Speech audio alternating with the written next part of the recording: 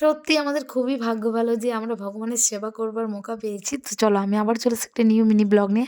আমাদের গ্রামে হবে মহাভাগবত গীতা পাঠের অনুষ্ঠান। সে কারণে আমরা বেরিয়ে পড়েছি সবার কাছে একটু সাহায্য চাইতে।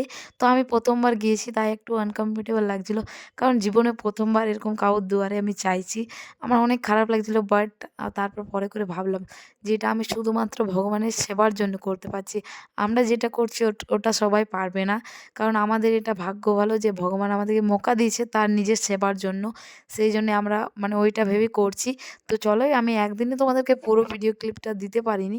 মানে একটু, একটু করে করেছি। কারণ সেই টাইমে এতটাই ব্যস্ততা ছিলাম যে একদিনে পুরোপুরি ভিডিও ক্লিপ নিইনি।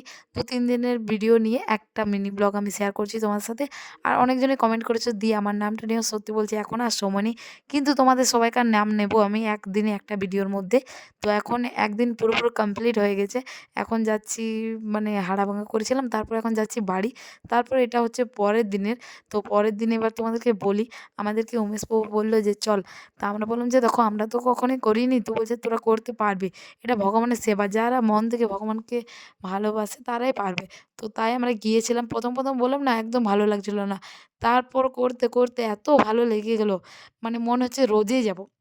মানে এই যে আমরা এই বয়স থেকে ভগবানের সেবায় নামতে পেরেছি শুধুমাত্র প্রভুর জন্য, উমেশ প্রভুর জন্য যে এখন থেকে আমরা করতে পারছি। আর অনেক মানুষই ভাবছে যে এদের কিছু কাজ নেই এইসব করে বেড়াচ্ছে।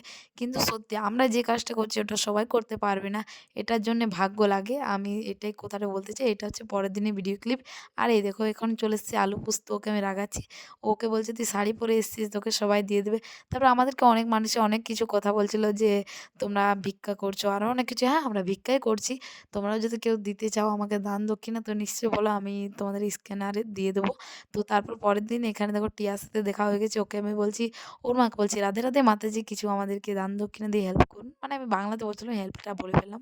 তো তারপর টিয়ার সাথে দেখা হয়েছিল। তারপর অনেক কিছু আদায় হয়ে এখন যাচ্ছি বাড়ি। আর তোমাদের ভিডিওটা কেমন লাগলো নিশ্চয়ই জানাও। তারপরে এটা যে পরের দিন এখন আমরা মাঠে বসে গেছি খাবার খেতে। মানে আমাদের পিকনিকও হয়ে গেল। মানে ভগবানের জন্য শুধুমাত্র ভগবানের জন্য এত আনন্দ কি বলবো তোমাদেরকে যারা যায় তারাই জানে। আমি তোমাদেরকে বলে বোঝাতে কিছুই পারবো না। শুধু এইটুকু মিনি ব্লগ তোমাদের সাথে শেয়ার করলাম। কেমন হয়েছে না হয়েছে নিশ্চয়ই জানাও। আমি জানি না ভালোভাবে